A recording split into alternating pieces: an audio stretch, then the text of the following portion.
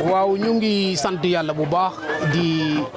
julli ci sang bu tedd ba Sayyiduna Muhammad sallallahu alayhi wa sallam di sant suñu ñaari waajur ki nga xamante ne bii démb mu ngi tudd maa ngi koy ñaanal yàlla place bi mu toog yàlla mi nga xamante dara teew ko yàlla barkeel ko sellal ko laabal ko fekkee moo ko moom yàlla na ko yàlla kattanal ba mu am yeneen i place yi ci tegu bu fekkente ne day luy it yàlla na ko yàlla yox yeneen i place yoo xamante ni bii mën na toog di ci liggéey ci kattanu yàlla am na ko mën na ko sañ na ko yàlla def ñu ngi ko ñaanal yàlla bu baax di wax ni rek déglu naa image yi démb am na lu mu ci déglu biig ci guddi ci problème mu mbalitu marché central ma xamal leen ni nañu fàttaliku suñu xel ci ginnaaw à 2010 jëm 2011 2012 2013 2014 général de Gaulle ku ci doon jaar yaakaar na ci kaw sax yi nga doon jaar ci mbalit képp koo xam ne nekk kees yéen journaliste yi xam ngeen loolu ak rond-point Jaxaw keesu mbalit dafa la daan dee wax dëgg yàlla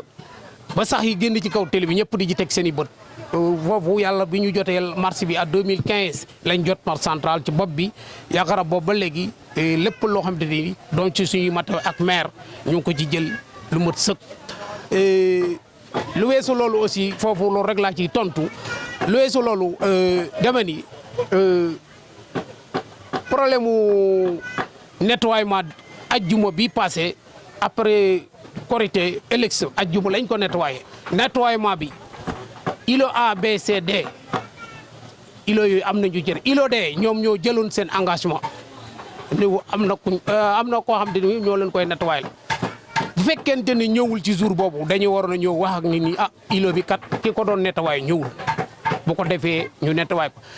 marché bi ajjuma jël nañ fa juróomi camion mbalit samedi dugal naa fa benn camion Petersen bi ñu jël ko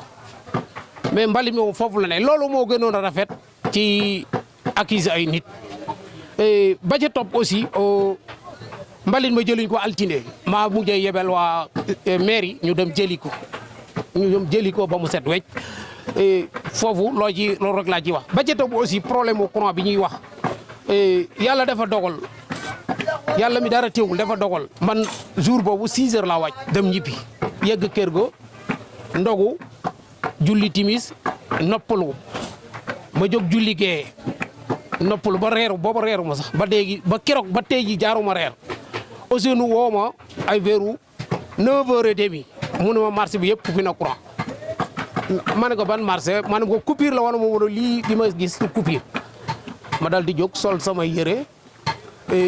wuti li Sénélec ci guddi gi 10 heures mi ngi ma fi arrivé Sénélec ma yegg Sénélec laajte ñu jox ma numéro service dépendance ma ne ko bu doon numéro service dépendance nag yor naa ko kilifa gi fi ne laa soxla bi may wax ak moom Ousseynou mi woo ma mu ne ma woo naa délégué général boobu ñëwoon na fi temps yi passé problème mu courant marché bi ñu jëloon numéro woo naa ko nee na dina yegg service ñu ñëw marché ñu réglé problème mu courant bi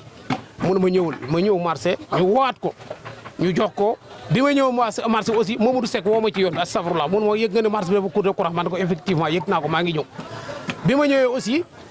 jëm ci Ousseynou mi mu waat délégué général mu boobu mi ngi dak mu xamal ma ne 6 dalal sa xel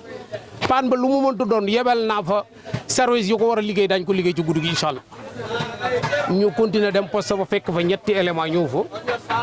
boobu 11h yaakaar naa jot na 11h et quelque jot na ñu fekk fa ñu ne moom effectivement poste bi sarsoor bi dafa jël lu mu attanul ba lakk léegi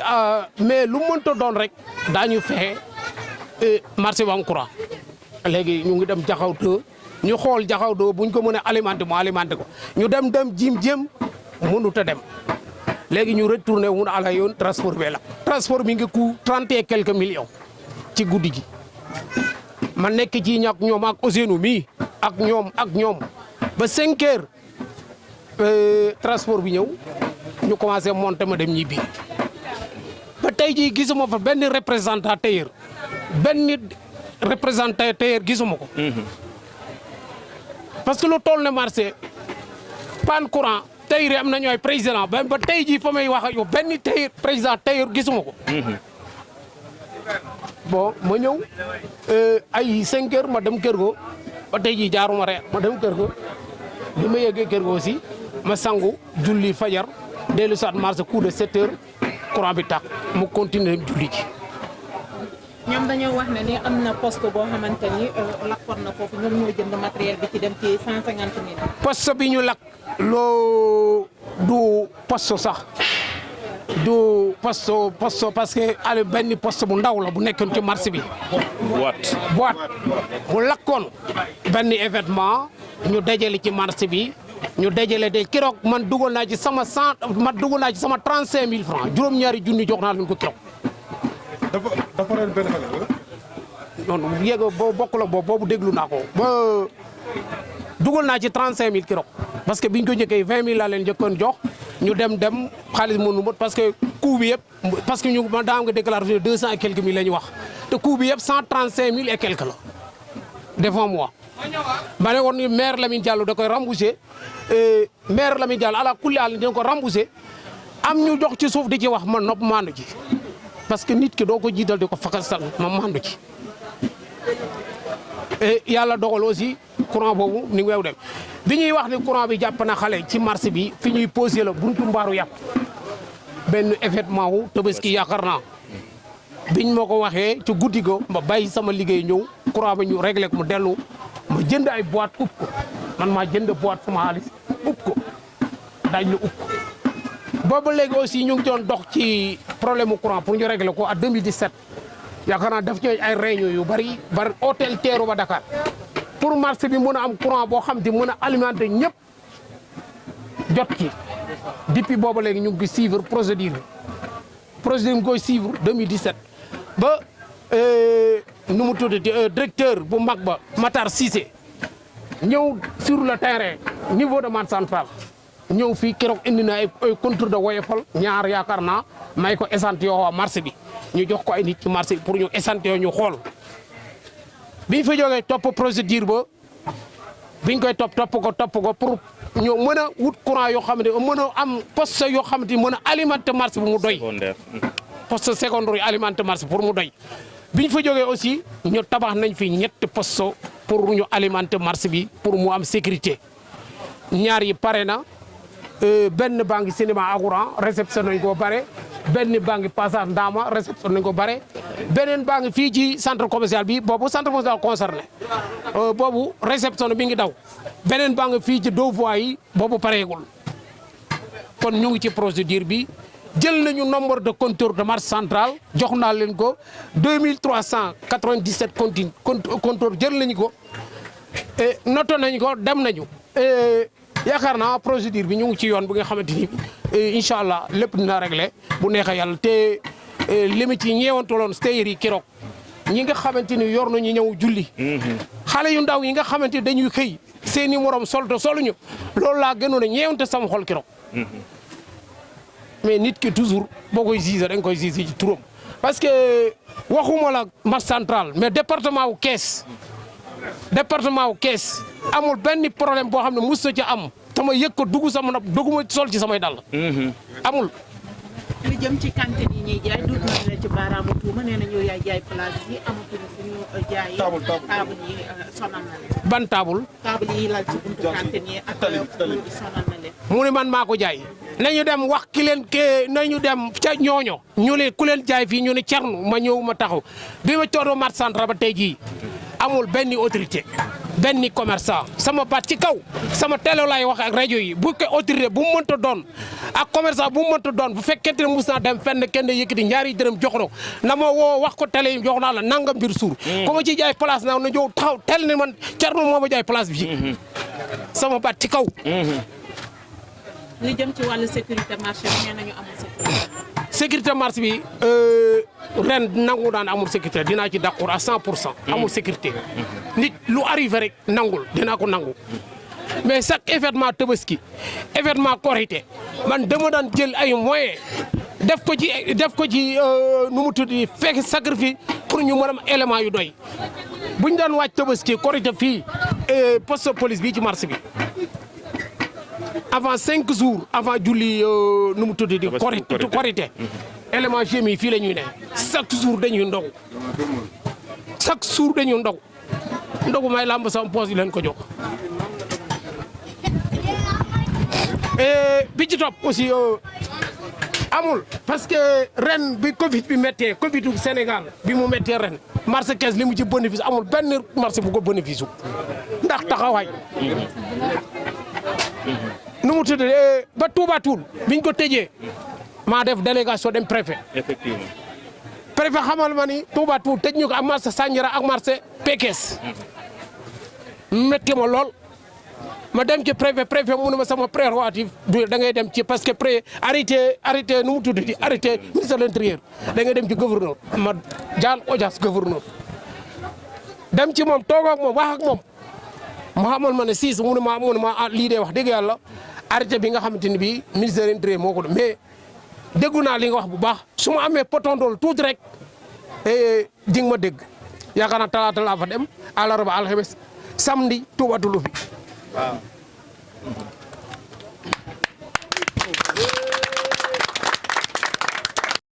et mooy souligner ko aussi poste nu mu tudd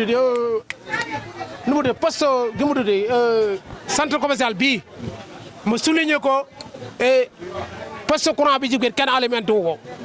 ci la directeur et délégué général ñëw. ñu fee ñu alimenté poste bi boobu am na 25 yoo xam ne defoon nañu demande ñu jox leen seen i compteur ñu monté ko ba léegi demande baa ngi daw yaakaar naa aussi loolu laa amoon loo xamante ni bii mën naa ko leeral nit ñi tey jii pour ñu dégg ko kuloo indiwuma fii tey sante indiwuma parce que njaboot yëpp ba mu koy def ma xam ne njaboot yëpp samay njaboot lañu. moo taxoon ma di ci sonn di ci dox mais wax dëgg yàlla lii soxla man pour man sax wax ci média yi nii c'est rare ma def ko. par ndax lan par bañ rek ay jaxase c'est rare ma def ko bi ci topp aussi nu mu tudd di Mamadou kii Seck nu mu tudd di Ousseynou Seck bi ci topp mooy site bi nga xam ne Ablaye Diop ci la ne collecteur boobu mu collecté mu woo ma kiroog mu ne ma collecteur bi pour lan ñu koy collecté fii ajjuma bii passé ajjuma mu ne ma collecteur bi Ablaye waru koo collecté parce que fii war koo collecté man ko Ousseynou da ngay def ndànk parce que nit ki lu am rek da ngay def ànd ak dal nga def ndànk Ablaye woo na ma waxtaan naa ci Ablaye mais fii ma xamal la ni luju ma ci am sañ-sañ mais du yow luju moo ci am sañ-sañ mais du yow gis nga ni nga moomee sa place bale nga am ci sañ-sañ droit ya ngi ciy fay luju ma moom fii te loolu lañ ciy fay mënoo boo ci waxul dañ ko fi jëlee man ko mënoo ko sa morom mënu ko li man maa ko wax mënoo ko sa morom mënu ko wasalaam loolu la amoon lu mu ci wax salaamaaleykum wa rahmatulah. marché central bu Thiès maa ngi gërëm ñëpp di sant ñëpp di jéggulu marché central ci événement tabaski gi passé korité gi ci jafe-jafe yi am ci problème électricité comme ni ko président Thierno waxe bu nekkoon yéeneem la wala kàttanam la amul benn nit buy nekk ci marché bi di am benn jafe-jafe ci budul événement asamaag ñu bàyyi ba ni suba la korité courant du coupé koo xam ne nii soxla marché bi mooy sa soxla itte marché bi mooy sa itte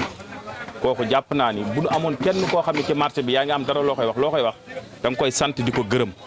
baalu ko ak ci coono yi muy daj ci marché bi te amu ci kenn koo xam ne yaa ngi koy jox ñaar dërëm beneen bi ci desit ñu leen xamal ni li indi lii lépp dafa am loo xam ne ay responsabilités yoo xam ne dafa am kenn ku ne responsabilité partagée la muy le préfet départemental commandant ak le maire zone nord ndax bu nekkee marché central dafa nekk marché bi événement Korité jot ñu tëj ko 3 jours avant problème bu am loolu moo ko indi muy diggante lundi mardi mercredi ba nga xam ne branchement clandestin yi bari goo xam ni compteur poste bi nga xam ne moo ci nekk attanatu ko léegi le fait que baare nañ ko fii lii mën naa jaar gauche mën naa jaar droite ndax xam na ni oto jaaratu fa kon loolu ñu ngi leen ci alerté ñu bàyyi ci xel bu baax a baax bu ëllëg ci biir loolu bañ a amati président Thierno ci boppam loolu bi mu ko yëgee dem na ba ci préfet wax ko wax na ko commandant dox ci li mu ciy dox mais ñoom aussi dafa mel ni dafa am loo xam ne tey dañuy nekk seen i bureau 4000 wër leen ñu defe ni mën nañoo décider foofu te laajuñu ñi nga xam ne ñoo nekk ci terrain bi loolu mooy indi toujours erreur yi nga xam ne mooy am ci marché yi. beneen bi ci des aussi mooy problème sécurité marché bi keroog jour julli insécurité totale moo fi am du toll ni suba la Korité li nekk ci marché central ci àddina courant coupé entre 21h ba 7h du matin gisuñu fi policier gisuñu fi gendarme gisuñu fi ASP ñuy këf xaalisu nit ñi di këf posetu nit ñi loolu te ñoom seen sécurité engagé ñu suñu sécurité nekk seen responsabilité kooku aussi ñooñu ñu ngi leen koy lancé ni loolu ñu ngi leen di ñaan bu mu amati ñu veillé ci bu baax a baax te xam ni ñun ñoo bokk dëkk bi marché bi am na nu mu daan doxale ñun xëy na yàgguñu fi mais lu jege ñaar fukki korité fekk nañ fi mais korité gi passé ni mu demee ñun diiraa ñu nekk fi mosuñu kaa gis te loolu aussi seen ñàkk déglu président Thierno moo ko waral mais buñ ko déglu woon ci moom mi nga xam ne mooy dugg ci nit ñi di dem ci nit ñi di déglu li ñuy wax di leen ko jottali buñ ko doxalee woon noonu problème du am yaakaar naa ñoom bi ñuy génn di def point de presse li ñu waroon a wax mooy waxat le maire Lamine Diallo mi nga xam ni bi nee suba la julli moo indi ay agents ak waa perception municipale ñuy encaissé nit ñi 1000 2000 3000. wala boog ñu wax le préfet bi nga xam ni moo jox ordre commandant mu tëj général de Gaulle ñooñu leen waroon a dal seen kaw mais pas ñuy dal ci président Thierno. beneen bi ci des aussi muy problème Sénélec aussi maa ngi leen wax ni. xëy na président Thierno jël na fa woon na délégué pour ñu amante moom benn séance de travail pour xool problème bi nan lay bañ a ameti loolu mu ngi ciy dox mais aussi daf kon bu nekkee ni ñun loolu dox na ci man mii may wax ak man la responsabilisé woon may dox ci loolu ma xamal le délégué général boobu Makhtar Cissé moo ci nekk comme délégué général bu Sénélec ma xamal ko marché bi li fi nekk ci compteur courant ak problème bi ak jafe-jafe yi mën a indi ëllëg mu xamal ni ma moom dina ci def lépp lu mu mën ba loolu mën a saafarawu ñu bi leen waxtaan ci problème lakk yi ma xamal ni ko jafe-jafe compteur yi commerçant yi am moo tax ñu indi jokkalante yi mu xamal ni compteur Woyofal 4900 ngay fay nga am sa compteur beneen bi ci des boo amee sa 1000 jënd boo amee sa 2000 jënd mun ma dinaa ñëw ba Thiès def lancement bi mu déplacé wu ñëw ba Thiès def lancement bi commerçant yi xëy na bu nekkoon 60% tey jii wàññeeku na ba 30 ou 25% mais le reste loolu aussi ay commerçant ñun ñoo ngi leen di ñaan en tant que sunu mbokki commerçant nga xam ne ëllëg ci biir li xew Kaolack bërki démb ku ne gis na ko metti na loolu te ñooñu suñu mbokk lañu te la fa xew jommuñu te la ko indi ak sàggante la rek kon ñu ngi leen di ñaan aussi loolu ñu bàyyi ci xel ba kenn ku ci nekk nga def sa fulla ak sa fayda ak sa Pastef ba li nga xam ni mooy compteur Woyofal nga dem abonné ji ko am ko ki la ñaan courant aussi mu leen kii fi mu koy jàll insécurité nga xam ne loo ci def ëllëg ku mu lor bàkkaar googu sa kaw lay jëm àq boobu sa kaw lay jëm ñu moytu ko. Sénélec aussi mooy la délégué ñu ngi koy wax ni am na ay poste secondaire yu ñu fi nekkoon poste yooyu ñu ngi leen di ñaan ñu alimenté ko ba li xewoon nii bañ a amati kenn ku nekk sa jàmm wasalaamaaleykum wa rahmatulah ñu ngi jégalu baax. Seydina Mamadou na saa sant suñu waajur sant mboolem jullit maa ngi ñaanal ñëpp di jégalu ñëpp yàlla jéggal na ci barke weeru koor yi. Je me présente, je suis Abdoulaye Diop Sincère. Je traduis ce que notre président Thierno Ciss avait parlé en wolof et j'essaie de le traduire en français. Comme tout le monde, on constatait que le marché avait élu Thierno Ciss à une suffrage universel très exceptionnel. Donc, tout doit être dirigé donc par le président du marché central du nom Thierno Ciss. Quels que soient les problèmes, quelle que soit la situation, avant de jeter des discrédits, avant de dire quoi que ce soit, on doit parler avec le président d'abord. Donc, ce que nous constatons et ce que nous jugeons d'abord, c'est que eux, ils ne règlent pas de problème. Ils cherchent un autre chemin d'attaquer. Mais pour régler un problème, il faut parler avec l'intéressé. Le problème de l'insécurité, ça pose au niveau du marché central. Qu'est-ce qu'on peut dire sur ça? Pour le problème de l'insécurité au marché central, ça dépend, on doit parler avec la mairie d'abord. Parce que c'est la mairie qui dirige le marché. C'est la mairie qui fait des collections aussi au marché, qui ramasse de l'argent ici au marché. Avant d'attaquer le président d'abord, pour l'insécurité du marché, on doit attaquer d'abord la mairie qui ramasse l'argent, presque tout l'argent du marché d'abord. Tout ce qui ne soit pas au marché, on doit attaquer d'abord la mairie avant d'attaquer le président. Le président, avant de parler avec lui, il faut concerter d'abord et ne pas l'attaquer. Pour le problème de l'insécurité, on paye des droits de collectivité à la mairie. La mairie, les femmes, pendant la veille des fêtes, les femmes payent des 1000 francs, des 2000 et des 5 000. Moi, ma propre femme paye 5 000 francs, a payé 5 000 francs pour sa propre place. Et pourtant, elle est constante de cette place. Elle est toujours constante de cette place. Donc, on doit parler avec la mairie. Pour la Sénélec aussi. Pour la Sénélec aussi avec de l'électricité. Avec de l'électricité aussi.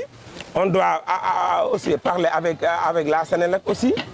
Parce que c'est la Sénélec qui doit veiller à la subvention ou bien à l'éclairage public du marché. L'éclairage public du marché. S'il n'y a pas respect, de tirer des fils pour faire éclaircir les places, c'est le rôle de la Sénélec et pas le rôle du délégué. Donc l'insécurité, c'est la mairie et l'éclairage, ça doit être la Sénélec. Pour les ordures? Pour les ordures aussi, pour les ordures aussi, c'est de la mairie. Parce que c'est la mairie qui ramasse l'argent du marché. Les ordures, les places, c'est pour la mairie. C'est la compétence du maire. C'est la mairie qui n'a pas bien fait sa compétence. Il ne cesse que de ravager de l'argent ici, sans se tenir compte de l'intérêt de la société, des commerçants. Donc vous accusez quelle mairie? Moi, j'accuse la mairie du Nord, parce que nous sommes de la mairie du Nord. La mairie du Nord, plus particulièrement Lamine Diallo. Wow. Inch'Allah.